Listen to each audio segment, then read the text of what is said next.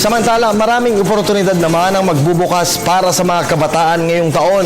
Ito po ay matapos ang muling paglulunsad ng Department of Labor and Employment o DOLE ng programang Job Start Philippines. Layon po nitong mabigyan ng pagkakataon ang lahat ng kabataang Pilipino na makapag-aral at matulungan sa paghahanap ng trabaho. Ayon naman po kay Labor Secretary Rosalinda Baldos, simula po nang ilunsad ang Job Start noong nakaraang taon, libu-libong kabataan na ang nabigyan ng trabaho. 49.1% of the unemployed would be the youth unemployment, and we really need to address that.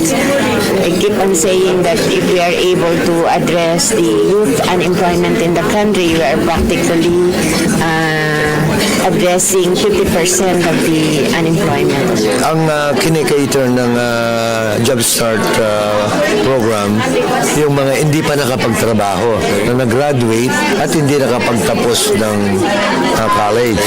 Yun ang kagandaan nito. So mababawasan yung unemployment rate natin. So tataas ang employment.